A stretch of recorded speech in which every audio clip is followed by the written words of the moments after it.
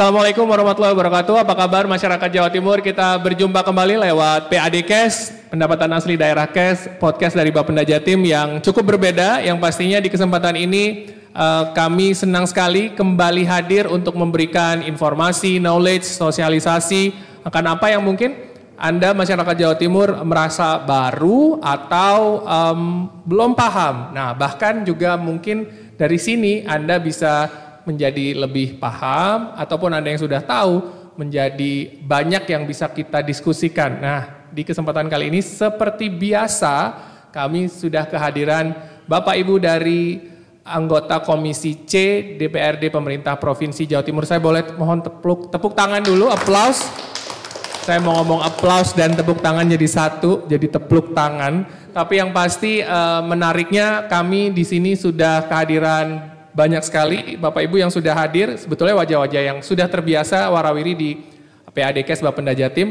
Langsung saja saya akan memperkenalkan Pak Ketua Komisi C DPRD Pemerintah Provinsi Jawa Timur, ada Bapak Abdul Halim. Assalamualaikum Bapak. Waalaikumsalam warahmatullahi wabarakatuh. Sehat Pak Abdul Halim.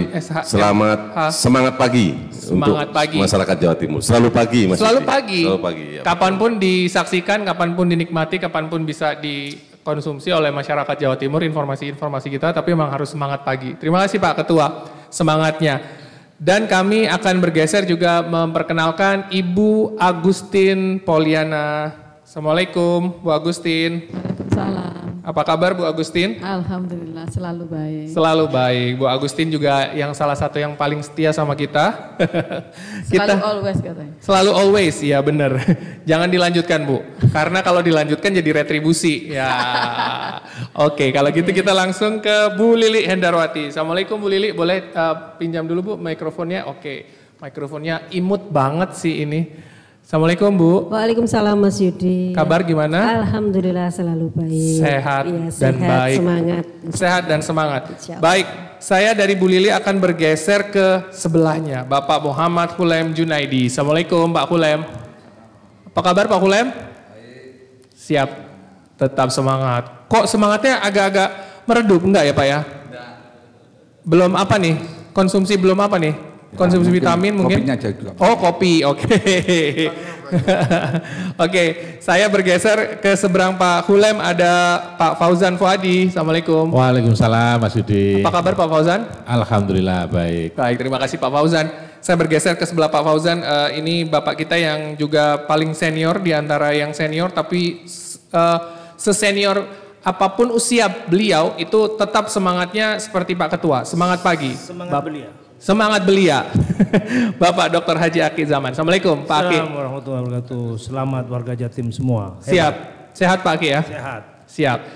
Saya ke Pak Suyatni Priasmoro. Assalamualaikum Pak Yatni. Assalamualaikum warahmatullahi wabarakatuh. Warga Jatim, moga kita ceria bersama. Ceria bersama. Terima kasih Pak Suyatni Priasmoro. Selanjutnya kami bergeser ke sebelah Pak Suyatni. Ada ini biasanya disapa dengan Ranasih, maka saya akan menyapa Bapak Muhammad Nasih Askal. Assalamualaikum. Waalaikumsalam warahmatullahi wabarakatuh.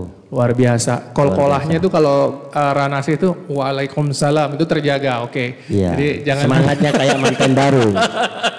Bener ya. Oke, Ranasih. Di seberangnya, nah ini Gus kita juga yang sudah hadir, Bapak Muhammad bin Muafizaini alias Gus Mama. Assalamualaikum Gus. Waalaikumsalam. Sehat Gus? Alhamdulillah Mas. Sehat, oke. Kalau Gus Mama tuh tenang gitu. Jadi ada beberapa komentar netizen yang menyenangkan gitu. Ada satu anggota Komisi C yang saya ingat tuh selalu tenang. Oh, saya pasti tahu Gus Mama adalah jawabannya. Di antaranya salah satunya. Oke, terima kasih Gus Mama sudah hadir. Ya, tenang karena sudah bayar pajak Mas. Kenapa Gus? Tenang karena sudah bayar pajak. Oh iya, karena sudah bayar pajak, tenang. Jadi tenang hatinya. Betul, wah menarik nih. Terima kasih, ini bridgingnya luar biasa nih. Makin lama Komisi C makin suportif nih sepertinya. Kemudian kami ke Pak Agung Supriyanto. Assalamualaikum Pak Agung. Waalaikumsalam. Kebalik Pak Agung. Wah Pak Agung mau berkomedi kayaknya. Apa kabar Pak Agung? Pangestu nih, alhamdulillah. Iya. Kebanyakan nonton komedi sih Bapak sih. Ya. Itu tadi itu tadi sebetulnya nggak sengaja, tapi bagus loh itu. Terima kasih. Kami ke seberangnya Ada Gus Hilmi. Assalamualaikum. Waalaikumsalam. Gus, apa kabar? Alhamdulillah baik. Baik Gus Hilmi, hari ini juga sudah ngopi? Sudah dan siap bayar pajak. Dan semangat ya, kita semangat. bersiap untuk berdiskusi bersama. Siap. Terima kasih Pak Hilmi yang menarik juga, salah satu anggota Komisi C yang juga sudah selalu setia bersama-sama kita, Bapak Ahmad Hilmi. Kami akan memperbincangkan kali ini atau mendiskusikan di podcast Bapenda Jatim, yaitu eksistensi layanan unggulan Samsat Corner. Ini kalau Samsat Corner di pusat perbelanjaan, dan Samsat Keliling atau mobil yang biasa Anda saksikan atau yang Anda temuin di era digital. Jadi eksistensi layanan unggulan Samsat Corner dan Samsat Keliling di era digital. Saya ke Pak Ketua dulu untuk membuka ini diskusi kita kali ini. Pak Ketua, eksistensi Samsat Corner dan Samsat Keliling ini kan kemudian juga sekarang juga banyak dipertanyakan karena kita sudah bertransformasi ke era digital. Tapi mungkinkah yang offline ini juga masih punya hati di masyarakat? Kalau menurut frame-nya Pak Ketua bagaimana? Ya, terima kasih Mas Yudi. Jadi saya kira ada adigum yang cukup menarik ya. Siapapun yang akan menghadang sebuah perubahan, maka akan tergilas oleh perubahan itu sendiri. Maka berangkat dari situ saya kira sebuah program dalam rangka yang sudah diluncurkan oleh Bapenda, yakni Samsat Corner dan Samsat Keliling ya. Artinya yang ada di mall, kemudian yang keliling menggunakan mobil-mobil yang dimiliki oleh Bapenda atau PT. Saya kira di era digitalisasi ini bahwa perlu kesiapan saya kira untuk kemudian mengikuti. Karena begini, mungkin masyarakat yang dalam kategori kelahiran tahun-tahun di bawah 70-an itu saya kira masih banyak begitu, sehingga kemudian tetap kebutuhan Samsat Corner dan Samsat Keliling itu pada saat sekarang ini masih perlu dibutuhkan dibutuhkan. Tetapi ketika kemudian masuk di tahun-tahun 2030 artinya masih ada rentan waktu sekitar 7-8 tahun ini, saya kira masih perlu dipertahankan, Mas Yudi. Karena memang sekali lagi bahwa digitalisasi yang hari ini sudah mulai berjalan di masyarakat itu tidak semuanya juga menggunakan itu. Ada juga banyak masyarakat yang kemudian misalnya di mall, misalnya pada saat berjalan-jalan dengan keluarga itu juga akhirnya bisa menyempatkan diri untuk kemudian mampir dan membayar pajak di Samsat Corner. Kemudian Samsat Keliling juga saya kira juga sama, tujuannya juga sama, bagaimana kemudian memudahkan masyarakat ketika misalnya tidak menggunakan akses digitalisasi begitu ya. Lalu pada saat mau berpergian kemana, kemudian melewati jalur-jalur yang biasa Samsat Keliling itu standby begitu, saya kira mereka juga lebih memudahkan untuk mampir dan lalu membayar pajak di Samsat Keliling tersebut. Karena memang jadwalnya juga sudah diketahui oleh masyarakat, kemudian tempatnya juga diketahui oleh masyarakat, maka oleh karenanya saya kira untuk keberadaan daripada Samsat Corner dan Samsat Keliling ini masih diperlukan lah untuk saat sekarang ini, Mas Yudi. Meskipun ke depan kita harus juga utuh bertransformasi untuk merubah ke dalam digitalisasi itu, Mas Yudi. Menarik Pak Ketua, terima kasih. Sekarang mungkin saya bergeser ke Bu Agustin terlebih dahulu. Bu Agustin, kalau Ibu memandangnya bagaimana? Masih relevan apa enggak? Ya, saya justru melihatnya seperti yang disampaikan Pak Ketua tadi, bahwa memang tidak semuanya ya, memang tidak semuanya pakai digital ya. Ada yang masih masyarakat kita yang cenderung bayar tunai, cash gitu kan. Ya itu larinya kemana ya, yang terdekat gitu kan. Baru kalau sudah mendesak, baru mereka larinya ke gadget. Nah makanya harapan masyarakat kemarin kan masih sempat nyari-nyari, ada nyari-nyari dulu. Kayaknya ada deh mobil keliling yang standby di sini. Nah ternyata kok sudah nggak ada ya. Masyarakat banyak yang tanya gitu. Atau di, misalkan ini Surabaya, yang di dekatnya TP itu, yang arah jalan Sono Kembang ya, apa itu.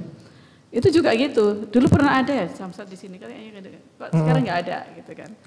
Jadi rata-rata masyarakat cenderungnya adalah menanyakan yang sudah nggak ada, yang dianggap sudah usang gitu ya, yang sudah dianggap sudah terlalu nggak modern gitu ya. Tapi ternyata masih sempat dicari gitu. Karena memang kadang-kadang orang kalau sudah lupa, baru ingatnya kalau sudah lewat gitu. Kan hari bayarnya di sini, kok sekarang nggak ada gitu. Oh kita di mall, kayaknya ada. Makanya kadang-kadang ya itu tadi kebutuhan-kebutuhan yang dirasa nggak urgent, jadi kesampingkan. Akhirnya larinya ya sudah nggak ada, hilang semua gitu. Apa yang sudah pernah dilakukan oleh Samsat itu ternyata sudah mulai terpinggirkan karena kemajuan zaman dan teknologi, akhirnya ditinggalkan. Padahal masih banyak masyarakat kita yang mencari dan pengennya manual gitu kan, dan kepengennya kalau nggak pegang ini nih nggak bisa gitu, kertasnya gitu. Notis pajak ya. Nah, dibandingkan itu, dengan TPBKB. Itu makanya mereka harus gak sah ini kayaknya gitu. Iya. Menarik, terima kasih Bu Agustin. Mungkin saya ke Bu Lili. Bu Lili, kalau Bu Agustin tadi menyampaikan, mungkin ini juga jadi sekedar informasi bagi Pak Ketua dan juga Bapak Ibu anggota Komisi C.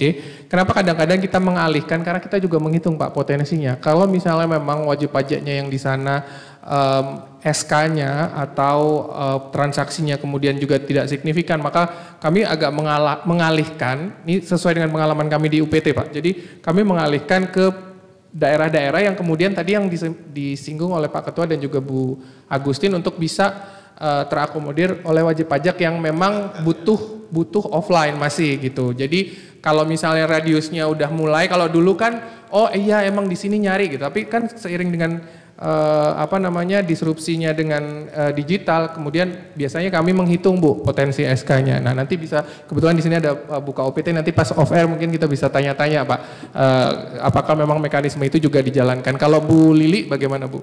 Iya Mas Yudi, kalau saya mungkin sisi melihatnya begini, betul apa yang Anda sampaikan tadi bahwa mengevaluasi ya dengan adanya pentargetan memang hal yang perlu.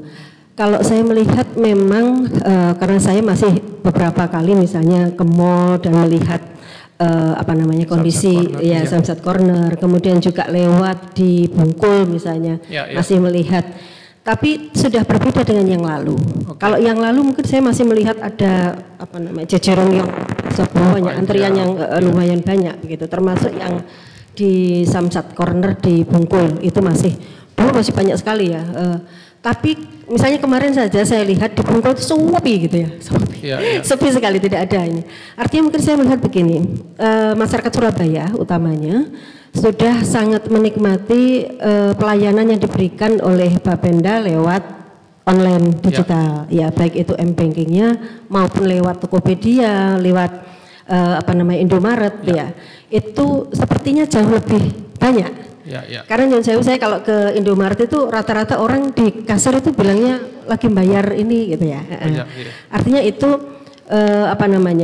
tapi poin yang misalnya ada Samsat keliling ataupun corner saya kira perlu tapi dikurangi karena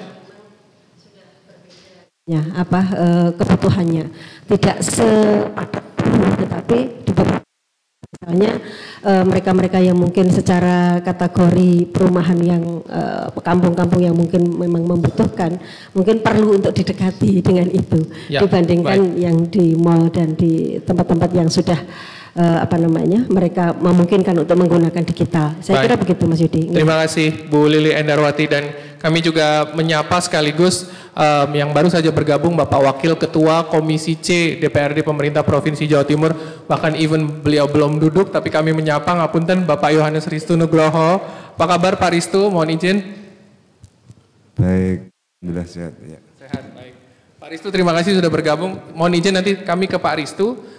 Mungkin langsung sebelum terlalu jauh bergeser, nah kami ke Pak Ristu dulu. Pak Ristu, kita sedang memperbincangkan eksistensi Samsat Corner yang ada di mall itu Pak, dan Samsat keliling mobil-mobil itu di era digital sekarang. Apakah masih relevan atau seperti apa mungkin di gambaran Pak Ristu? Silakan Pak. Terima kasih. Jadi samsat keliling maupun samsat yang ada di mall, ya samsat corner, menurut kami masih sangat relevan karena di lapangan itu kenyataannya seperti itu. Ketika ada kendaraan dari samsat kemudian keliling ke daerah-daerah itu masih menjadi pengunjungnya banyak sekali. Okay. Artinya kalau seperti itu berarti masih sangat diminati. Dan kemudian memang sangat diperlukan karena salah satu penyebabnya belum semua orang itu betul-betul memahami tentang bagaimana membayar pajak itu melalui aplikasi-aplikasi. Betul. Kalau yang muda-muda mungkin sudah paham, tetapi mayoritas kan juga orang-orang tua ya. Ya. Kemudian yang mereka belum tentu bisa menggunakan aplikasi itu untuk membayar pajak secara online. Baik. Sehingga menurut saya masih sangat relevan dan perlu justru ditingkatkan karena peminatnya masih banyak, eksistensinya masih oke Pak ya. Jadi kita akan melihat bagaimana seperti tadi saya sampaikan pola-pola itu bisa disebarkan ke masyarakat yang jauh lebih luas. Saya ke Pak Hulem dulu mungkin ya. Pak Hulem silakan. Pak Hulem bagaimana memandangnya? Silakan.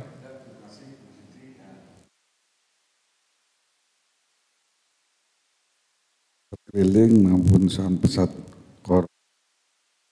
corner itu masih dibutuhkan sebenarnya. Mungkin ada pengurangan atau yang pertama menurut kami masyarakat Indonesia termasuk wajib ini sisi lain yang mungkin harus dipertimbangkan oleh masjid yaitu mengingatkan ini seandainya di tempat-tempat yang terbuka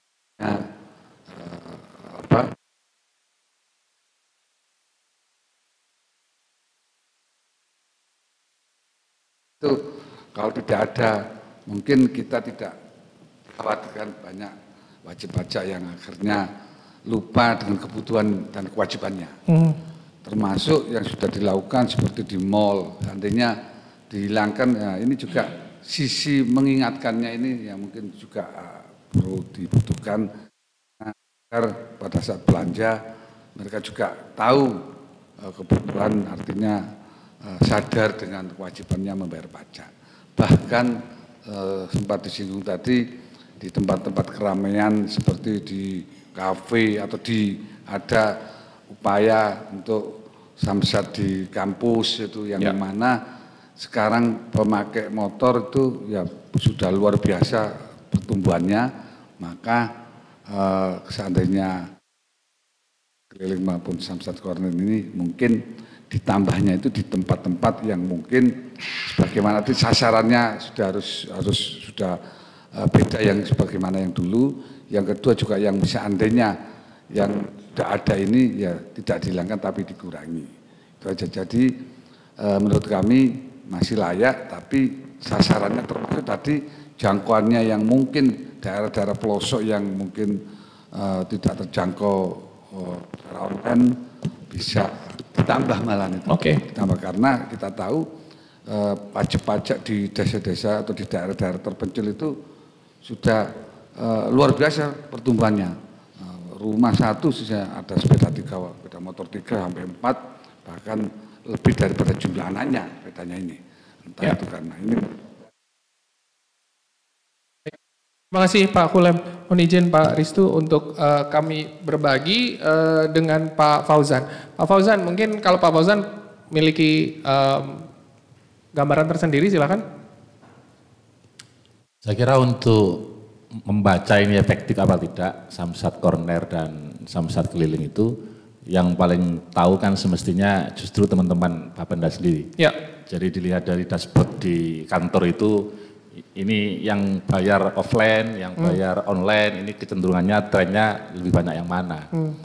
Kalau subjektif saya ingin sampaikan bahwa di masa yang tidak akan terlalu lama lagi justru memang kita mau tidak mau harus sudah mulai konversi ke digital, meninggalkan bertransformasi untuk lebih mengoptimalkan secara online ini. Jadi anggaplah sekarang ini sudah masuk fase senjakalanya ya. Ini mungkin tidak lama 3-5 tahun mendatang mungkin sudah selesai nih urusan membayar dengan offline ini. Karena saya nggak ngerti kalau misalnya untuk konteks bayar di minimarket itu kategorinya Samsat Corner atau di online. Kalau online saya kira ya justru pemanfaatan Samsat Corner ini justru semakin tergerus. Menurut saya sih minimarket itu bayar pajak di minimarket itu adalah memanfaatkan pembayaran sistem online ya. Iya betul, masih masuk e-channel Pak. Masih masuk e-channel kan. Padahal dia hadir di setiap kampung-kampung. Saat ini di Jawa Timur saya kira tidak ada kecamatan yang di situ tidak ada minimarketnya. Betul. Insya Allah sudah ada minimarketnya semua kan. Ya. Nah, barangkali ke depan yang juga harus diantisipasi, kemudian evaluasinya juga ke depan ini hal-hal yang bisa dioptimalkan oleh Bapenda adalah ini kan soal transformasi digital ini kan sebuah kebutuhan, bukan kita mestinya terpaksa, tapi ini memang kebutuhannya fase perkembangan zaman sudah seperti ini. Ya. Ada misalnya langkah-langkah teknis yang Bapenda perlu lakukan, katakanlah sosialisasi itu dengan memanfaatkan platform sosial media yang mestinya Bapenda hadir semua di situ, ada semua akunnya di sana. Ini kan salah satu upaya sehingga yang transformasi digital ini bukan hanya sistem pembayarannya saja, tetapi sosialisasinya juga sudah bertransformasi, kemudian program-program kebijakan yang seputar bagaimana pengelolaan pendapatan ini juga bertransformasi sehingga semuanya bisa optimal, tidak hanya fokus di goalnya nanti pembayarannya, teknis pembayarannya. Ini saya coba iseng-iseng barusan lihat akun Twitternya Bapenda Jatim saja followernya baru 2.500 Pak Yudi. Ini mungkin nggak ngerti ini yang follow orang mana ini, padahal kan kalau ini dimanfaatkan se-Jawa Timur ini, wajib pajak di Jawa Timur, semua follow akunnya Bapenda, ofisialnya Bapenda, kemudian dari situ otomatis kan updating informasi, kemudian syukur-syukur ada promo pembayaran pajak lah, atau stimulasi-stimulasi lain dari pemanfaatan sosialisasi by transformasi digital ini betul-betul bisa juga dioptimalkan. Mungkin begitu Pak Yudi. Terima kasih Pak Fauzan. Sebelum saya ke Pak Aki, tapi menarik Pak Fauzan masih main X nih atau Twitter sekarang jadinya convertnya X Pak Ketua. Ngapunten Pak Ketua mungkin udah nggak main Twitter nih. Tapi di Instagram kami sudah followersnya sudah puluhan ribu Pak, jadi sudah K, boleh kami sombong jadi nah Pak Fauzan harus ngecek di Instagram, dan kebetulan di UPT PPD kami itu juga sudah mengakomodir sosialisasi tentang layanan yang offline juga memang kebutuhannya untuk mengakomodir masyarakat yang, nah ini mungkin masyarakat silakan di follow dulu.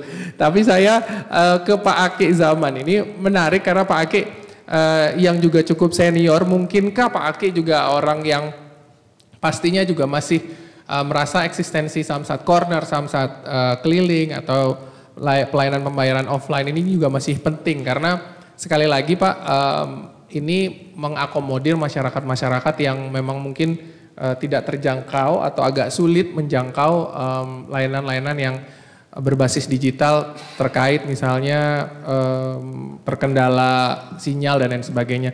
Silakan kalau menurut Pak Aki bagaimana Pak? Ya, saya kira kalau kita lakukan simulasi segmentasi dari pembayaran pajak itu kan menyangkut banyak unsur.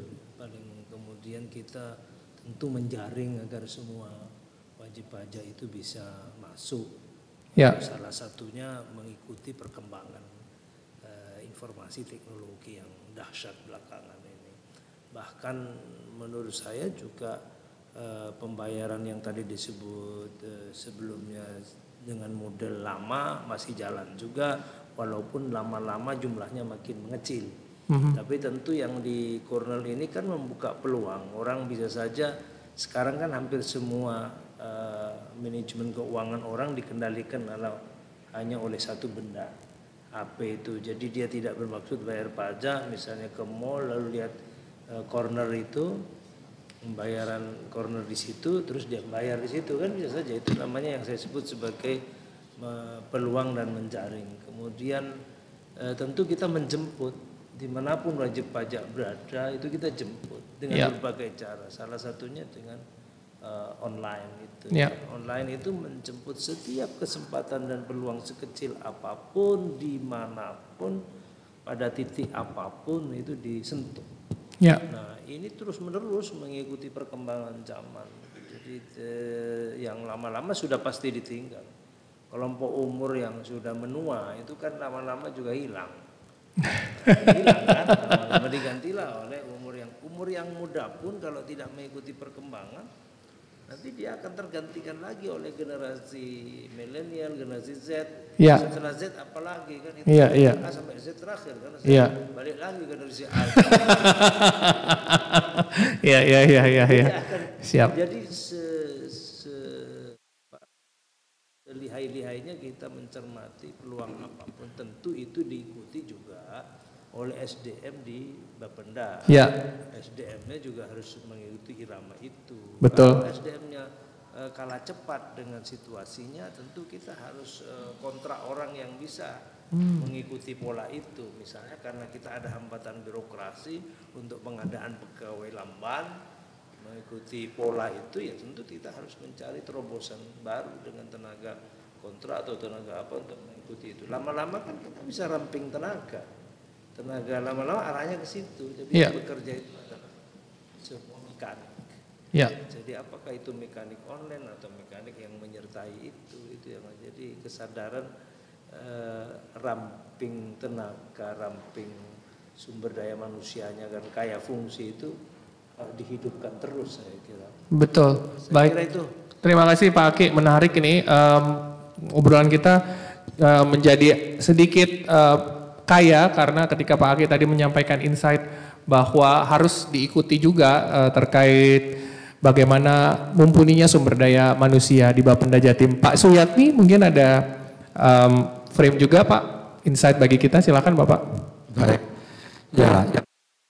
Seperti Pak Paujan sampaikan bahwa kalau yang objektif harus ada kajian data dulu yang konvensional itu.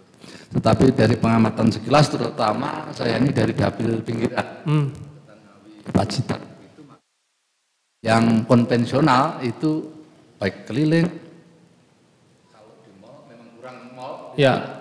Ada mall pelayanan publik Pak Yatni.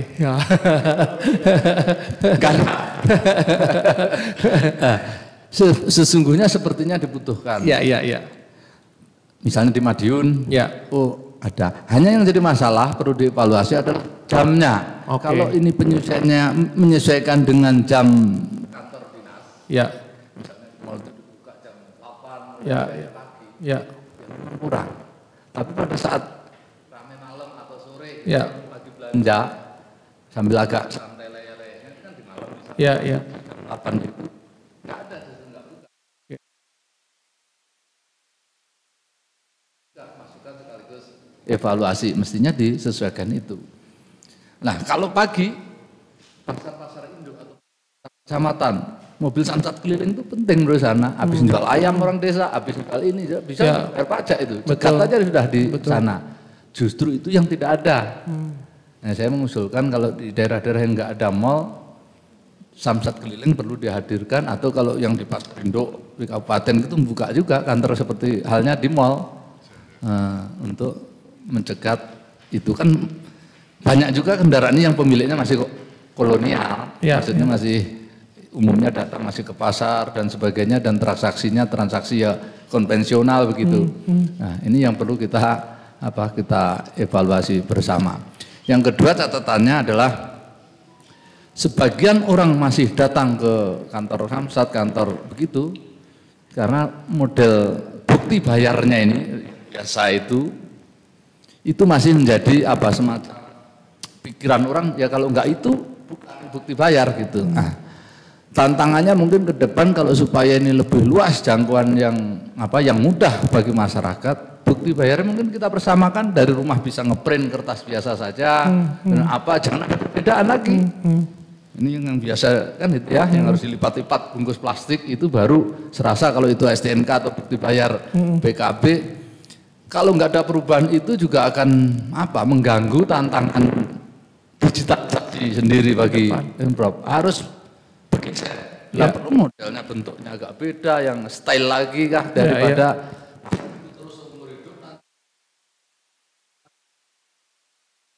kalau kita mau mengurangi yang konvensional tadi, bukti bayarnya harus diseragamkan, jangan lagi yang pakai, kan nggak perlu juga security printing misalnya yang sekarang sudah bisa di data lewat sistem digital. Itu perlu juga kita perhatikan secara bersama. Terima kasih. Terima kasih Pak Suyatni, menarik ini. Ada masukan juga terkait operasional, kemudian juga hal-hal yang berkaitan dengan kesederhanaan yang juga kemudian menjadi dipersamakan. Pak Yatni menarik kalau misalnya untuk pasar, kami dulu pernah derek buka UPT PPD Gresik ini, sekarang dulu di Sidoarjo, itu kami sampai, karena kan kendaraan operasionalnya juga terbatas Bapak. Kalaupun menggunakan sepeda motor, tidak semua juga punya. Kami mendapatkan sepeda motor gitu ya, di Samsat Keliling juga sudah ada mobil yang semua keluar setiap, bahkan kami akhirnya buka lapak. Jadi ikutan di pasar, jadi ikutan jualan dulu di daerah Krian, kami ingat sekali. Jadi dulu kami buka lapak pagi-pagi, jadi ikut sama pedagang-pedagang yang ada di situ. Kalau pedagang-pedagangnya jualan sembako, jualan ikan, kita jualan buat bayar pajak tahunan itu bersama Bu Ainun dulu pada saat itu. Oke, kami ke Gus Mama. Kalau Gus Mama ada pandangan pasti. Silakan Gus. Oke. Terima kasih Mas Yudi. Menarik. Jadi di suatu hari saya sebenarnya cerita di podcast sebelumnya. Saya sudah 5 tahun tidak pernah ke kantor Samsat. Iya. Dan itu karena pembayaran online, dan bagi anak muda seperti saya yang menarik itu kan ada banyak kemudahan, banyak cashback. Dan pernah suatu hari saya cerita sama salah satu wali murid di tempat saya, kenapa nggak bayar pakai online aja? Ini nanti ada bukti bayarnya, PDF-nya, PDF-nya seperti ini dan seterusnya. Tapi kemudian yang kemudian jadi masalah itu memang adalah, terus ini kalau dicegat polisi gimana Kiai? Bisa cukup enggak? Ya enggak, ini tetap harus ada kertas tertentu, berarti kan sama aja kita tetap harus ke sana. Itu memang salah satu kendala hari ini di pergerakan e-channel, tidak bisa cepat karena memang kita ketinggalan Mas, terus terang. Pesawat hari ini sudah pakai, naik kereta sudah pakai boarding pass, tinggal scan aja sudah clear gitu. Kita masih harus 2 kali kerja. Tapi apapun itu salah satunya kemudian menjadi salah satu faktor menarik dari Samsat Keliling. Kalau Samsat Keliling ini bisa mencetak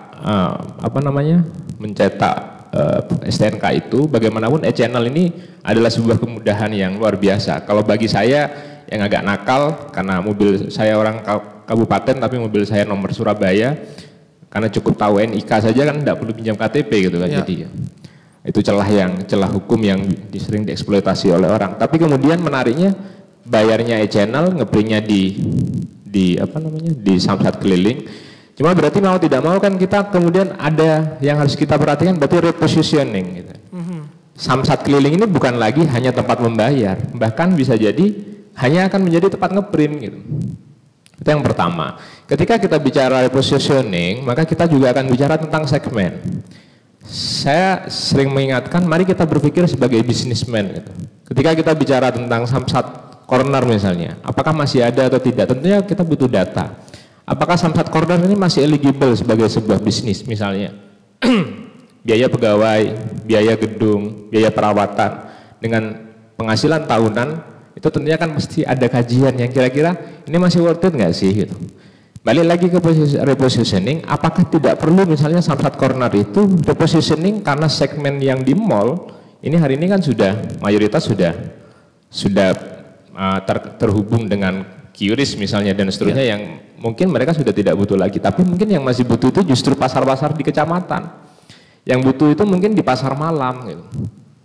Sehingga ketika itu bisa kita berpikir sebagai bisnismen, kita berpikir sebagai repositioning, bagaimana kemudian yang penting pajak ini menjadi jauh lebih mudah, jauh lebih fun, jauh lebih menarik, dan kendala-kendala yang selama ini masih menjadi kendala hambatan seperti tadi, bagaimana penyatuan antara kemudahan e-channel dengan printing itu menjadi suatu hal yang seperti tadi dijudulkan Pak Yatni mungkin bisa jauh lebih mudah, tapi tidak mengurangi legalitas dan keabsahan dari surat itu. Itu mungkin perlu kajian Mas, jadi balik lagi ya ini sekedar brainstorming awal. Terima kasih. Terima kasih Gus Mama, menarik. Kami juga sudah kehadiran Bapak salah satu anggota Komisi C juga yang baru saja bergabung. Selamat datang Pak Aufa Zafiri. Selamat datang. Oke, nanti saya ke Pak Aufa, tapi kami bergeser ke Ranasih. Pak Nasih, mungkin bisa juga disampaikan seperti apa gambaran Ranasih terhadap eksistensi Samsat Corner dan Samsat Keliling kami atau yang layanan-layanan offline ini di era digital yang sekarang juga?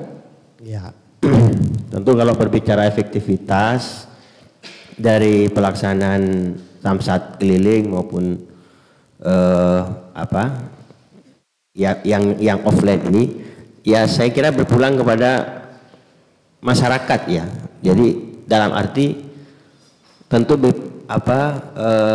Bapenda sudah melihat bagaimana sih masyarakat ini dalam merespon layanan-layanan yang sudah diberikan oleh Bapenda itu sendiri. Kemudian bahwa dari apa yang sudah direkam oleh Bapenda, baru kita bisa berbicara tentang apakah masih relevan atau masih efektif pelayanan dengan cara offline itu. Yang kita lihat sebenarnya seperti tadi disampaikan juga, ya mau tidak mau perubahan keadaan ini juga harus bisa kita ikuti bersama. Dan ketika berbicara tentang online, ya justru di sini kita juga bukan hanya berbicara tentang pelayanan dari Samsat ini untuk wajib pajak ini, tetapi juga secara umum bagaimana Bapenda bisa memberikan yang terbaik dalam membangun pola pikir masyarakat yang ini kan semakin luas ya, semakin luas cara berpikir masyarakat dengan era digital hari ini. Dan ya saya tadi juga sempat ngecek kalau di Bapenda ini sudah ada platformnya, ya alhamdulillah saya sudah langsung follow ini ya. Dan ya sekelas Bapenda Jawa Timur ya dengan IG-nya follower 14.000 ini terlalu kecil sebenarnya. Jadi artinya perlu ada inovasi, perlu ada terobosan-terobosan untuk bagaimana memberikan informasi yang lengkap, memberikan informasi yang utuh kepada masyarakat. Kita lihat ya masyarakat kita ini kan terdiri dari berbagai kelompok ya. Hari ini berbicara Gen Z seperti tadi disampaikan, itu juga menjadi sasaran dari kita ya, sehingga optimalisasi digital ini ya harus dilakukan secara menyeluruh ya. Jadi sosialisasi bukan hanya sekedar datang, bukan hanya sekedar menyampaikan bicara, tetapi juga seperti hari ini ya, podcast yang kita lakukan ini kan bagian daripada sosialisasi. Dan entah yang lain ini seberapa banyak ya, karena saya yakin masing-masing sudah memiliki platform media, apakah itu IG ataupun Facebook maupun yang lain. Followernya berapa? Kalau ini terangkum semuanya, tershare semuanya kepada followernya masing-masing, akan semakin banyak orang tahu tentang apa sih yang harus dilakukan oleh masyarakat wajib pajak hari ini. Dan kemudian juga tidak kalah pentingnya adalah bahwa mengenai cara ya, cara dalam memberikan informasi, memberikan sosialisasi kepada masyarakat itu juga ya semakin kesini sudah semakin terjadi perubahan juga gitu ya. Kalau kita kemudian memberikan sosialisasi selalu kaku dengan platform formal ya, Saya kira itu juga akhirnya sulit untuk dipahami oleh masyarakat. Jadi sosialisasi dengan duduk-duduk di warung kopi, podcast di mana tempat-tempat terbuka dengan masyarakat. Kemudian di situ juga mungkin kita tahu masyarakat ini juga kecenderungan Gen Z ini kan juga ada yang namanya influencer yang ini kalau dia ngomong, kalau dia berbicara tentang pajak misalkan, maka berapa banyak impactnya, berapa banyak orang yang akan mengikutinya. Karena ya kalau bicara influencer ini ya kita berbicara mereka ini selalu mengikuti ya idolanya begitu. Jadi yang hal-hal kayak gini ini saya kira juga menjadi sesuatu yang harus kita upgrade gitu kira-kira untuk bagaimana sosialisasi memberikan informasi ini bisa menjangkau kepada seluruh masyarakat. Saya kira baik. Itu. Terima kasih Pak Nasir, Ranasih. Saya bergeser ke seberangnya mungkin Pak Agung. Pak Agung silakan. Iya, makasih. Iya Mas Yudi, makasih. Silakan Pak Agung. Ya, berkaitan dengan Samsat Corner dan keliling, ini kan salah satu ikhtiar ya, dari Samsat untuk memberikan pilihan-pilihan kepada objek pajak yang ujungnya adalah mempermudah. Kenapa demikian? Berdasarkan cekson terakhir di tahun 2022, ya, memang tunggaan wajib pajak ini terbilang masih relatif besar karena di atas 5%. Nah, kalau di atas 5% itu dalam sistem perbankan kan dianggap pengelolaan yang belum sehat. Kalau di perbankan istilahnya kan ada non-performing loan atau NPL itu ya, atau angka kredit yang belum terserap itu. Nah, sistem yang stelsel pasif dan stelsel aktif ini memang diperlukan. Stelsel aktif itu adalah untuk menutupi kekurangan-kekurangan sistem atau stelsel pasifnya. Bagaimana objek pajak itu datang berbondong-bondong di Samsat untuk membayar pajak dan juga di media, di instrumen elektrikal yang tersedia. Maka oleh sebab itu dengan persediaan sistem atau stelsel aktif, bagaimana pihak pemungut pajak itu di plaza-plaza, ya, keliling-keliling di desa. Pola-pola model jemput bola ini sesungguhnya kalau melihat saya ini adalah sebagai kreativitas yang luar biasa. Nah, sehingga menurut kami karena hampir keseluruhan atau masih banyak objek pajak ini atau kesadaran untuk membayar pajak ini kan masih belum maksimal. Di samping itu yang gagap teknologi juga relatif masih besar karena realitasnya di geososial masyarakat itu orang-orang kecenderungan untuk memakai instrumen elektrikal kan masih belum maksimal kan. Nah, oleh sebab itu sekali lagi kami apresiasi ya dengan harapan insya Allah kalau setiap tahun dilakukan evaluasi kekurangan itu nanti bisa tertutupi dengan pola-pola yang dilakukan oleh Samsat. Saya pikir itu. Oke, terima kasih Pak Agung, menarik.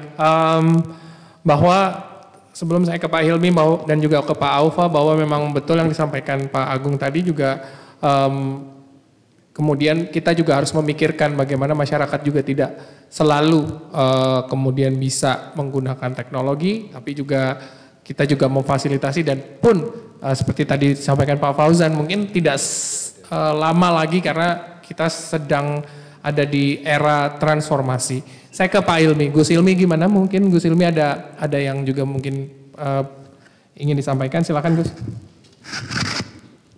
Terima kasih Pak Yudi.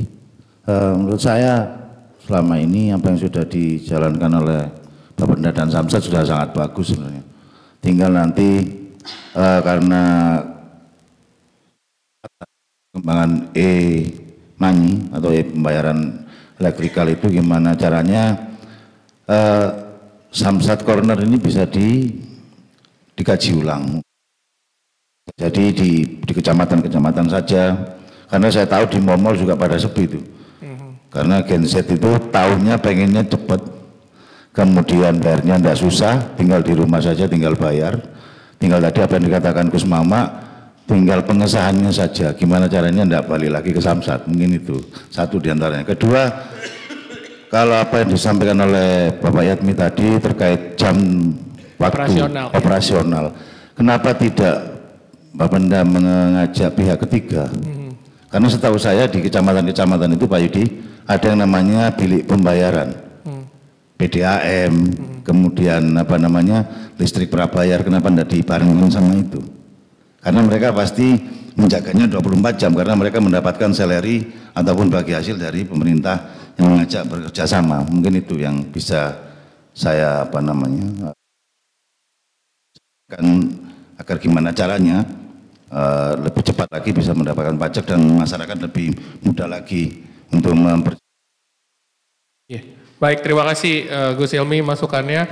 Kami ke Mas Alfa Zafiri. Sebelum kami ke Pak Ketua kembali mungkin untuk merangkum semuanya.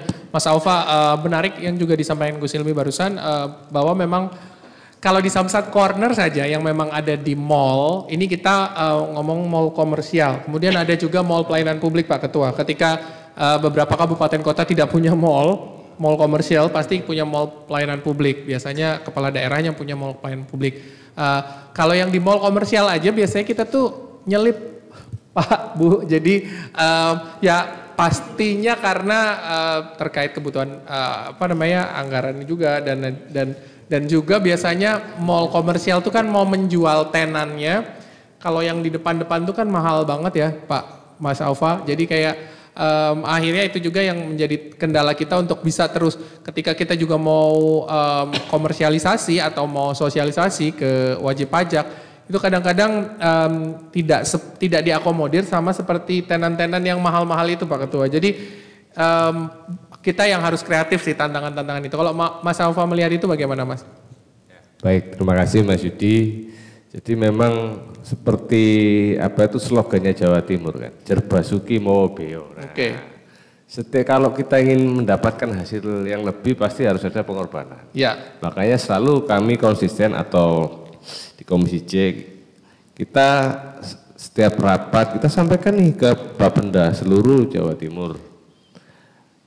Mari berlomba-lomba. Oke. Ya. Tetapi perlombaan itu yang fair, yang juga harus kita menganut sistem reward and punishment. Artinya kalau mau menarik pajak dengan cara inovasi-inovasi yang itu tadi dalam koridor perlombaan ya, artinya tiap-tiap Bapenda se-Jawa Timur, ayo inovasinya apa, targetnya berapa yang mau dicapai, kemudian kebutuhannya apa. Nah, kalau di mall itu saya rasa baik, tetapi tidak terlalu efektif. Kenapa? Karena ya kita tahu, karena mall itu fokusnya bisnis. Bisnis artinya ya mereka akan menyewakan tempat dengan harga mahal, dengan ini. Artinya biaya operasionalnya bisa nggak sebanding dengan pendapatan pajaknya. Itu. Betul. Kalau melihat kultur masyarakat Jawa Timur, lebih baik kita yang layanan yang bisa sampai menjangkau titik-titik yang tidak terjangkau sebelumnya, misalkan ke daerah-daerah nih, ke pedesaan. Nah, kalau selama ini mungkin hanya sampai kecamatan, bisa dipertajam lagi ke nah, ini saya rasa jauh lebih efektif karena kultur masyarakat desa itu kalau diedukasi datangi, mereka kan mau. Tapi kalau disuruh datang ke sentral pelayanan publik ke mall ya aras-arasan sudah apa itu namanya? Kalahowo nih, nah, itu sudah takut nanti ini bagaimana. Nah, tapi kalau datangi ini akan jauh lebih efektif. Mungkin itu sih pendapat saya. Terima kasih Mas Alfa. Berarti dengan demikian eksistensi Samsat Corner, Samsat Keliling dan beberapa Samsat kami yang base-nya offline untuk sampai menyisir titik wajib pajak yang tidak terakomodir tuh rasanya masih relevan ya. Bagaimana Pak Ketua? Mohon izin untuk bisa pinjam satu mikrofon. Pak Hulem terima kasih. Mohon izin. Silakan Pak Ketua. Ya, terima kasih Mas Yudi. Saya kira karena dengan Samsat Corner dan Samsat Keliling dan sudah banyak pandangan, gagasan, lalu saran yang disampaikan oleh rekan-rekan Komisi C tadi. Pertama memang saya ingin menyampaikan bahwa sampai sekarang ini masih relevan keberadaan Samsat Corner dan Samsat Keliling. Tetapi kemudian perlu juga dipahami dan Bapenda ini memiliki kajian atau analisa ya berkaitan dengan ternyata Samsat Keliling di sini ini mulai sepi peminat. Kemudian mulai bergeser nih. Nah, saya kira hal-hal ini yang kemudian harus dilakukan. Terus kemudian pun demikian dengan yang di Samsat Corner di mall. Nah, saya juga sependapat dengan rekan-rekan pandangan tadi itu ya, rekan Komisi C, bahwa kemudian ketika bicara di mall ini kan sebetulnya Bapenda ini memberikan kemudahan kepada masyarakat Jawa Timur. Dan ini yang harus kita apresiasi, bahwa kemudian sekarang ini mulai menyepi ya begitu ya, artinya mulai tidak banyak antrian dalam rangka untuk melayani masyarakat membayar pajak di mall, itu saya kira juga perlu ada evaluasi secara perlahan-lahan. Karena apapun kita berpandangan yang sama, bahwa perubahan itu tidak bisa kita cegah, nggak bisa. Siapa yang mencegah perubahan itu akan tergilas dengan perubahan itu, Pak Mas Yudi. Maka oleh karenanya saya kira Komisi C tetap menginginkan bahwa Samsat Corner dan Samsat Keliling itu ada, meskipun ya tidak di mall yang besar lah saya kira ya, karena kan tentu akan mengeluarkan biaya yang cukup besar. Apalagi terus ada banyak kabupaten kota yang memiliki mall pelayanan publik yang juga saya kira itu satu pintu kan.